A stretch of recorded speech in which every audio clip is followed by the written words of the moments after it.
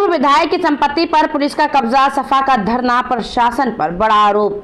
शाहजहांपुर के तिलर विधानसभा से पूर्व विधायक रोशनलाल वर्मा की विधवा पुत्रवधू रुचि वर्मा की जमीन पर पुलिस द्वारा कब्जा जमाने का मामला गर्मा गया है।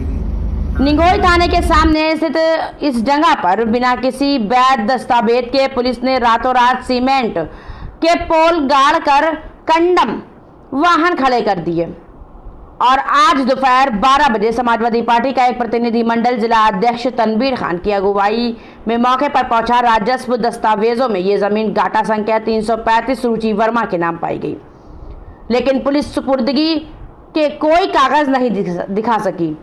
पूर्व एमएलसी राजपाल कश्यप, पूर्व मंत्री अवधेश वर्मा, पूर्व विधायक राजेश यादव व अन्य नेताओं ने थाने पर प्रशासनिक दबाव में कब्जा करने का आरोप लगाया। सपा नेताओं ने कहा कि अगर उत्पीड़न नहीं रुका तो सड़क पर सदन तक आंदोलन होगा। वहीं पूर्व विधायक रोशनलाल वर्मा बोले, मेरी विधवा बहू की संपत्ति हड़पने की साजिश हो रही है। मौके पर भारी पुलिस बल तैनात रहा, पर सवाल एक ही, बिना दस्तावेज के जमीन पर कब्जा कैसे? ये है कि हम लोधी समाज से आते हैं और दूसरी बात, हम समाजवादी पार्टी में सक्रिय कार्यकर्ता हैं।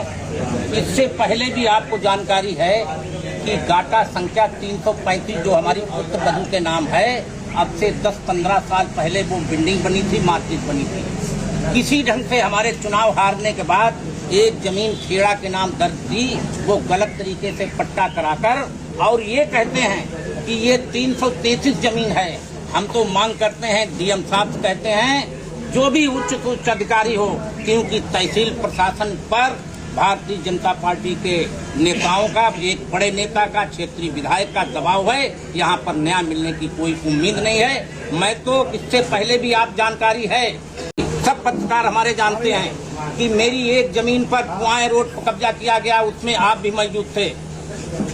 जो भारतीय जनता पार्टी की सरकार है और इनका प्रशासन एक दम गुंडा माफिया और जो भूमि माफिया है उनका सहयोग कर रही है। अगर 1 इंच भी हमारी पुत्रवधू के सामने जमीन हो तो हम तो डीएम साहब से अपनी आपके माध्यम से मांग करते हैं, उसकी निष्पक्ष नाप कराएं। नक्शा हमारे पास है, खसरा खतौनी है और 333 का मात्र रकबा 280 वर्ग मीटर है और तहसील प्रशासन उसकी नाप कर रहा है 1.5 बीघा की 24 डिसमिल नाम, यानी इससे 5 गुनी की नाप कर रहे हैं। ये सरासर अन्याय है और आने वाले अभी कुछ नहीं, जितने समाजवादी पार्टी के हमारे समर्थकों को, कार्यकर्ताओं को परेशान किया गया, जेल भेजा गया, मेरा लगातार उत्तीर्ण हो रहा है और उनके दिमाग जो भारतीय जनता पार्टी की मंशा है, वो मंशा किसी कीमत पर हम पूरी नहीं होने देंगे।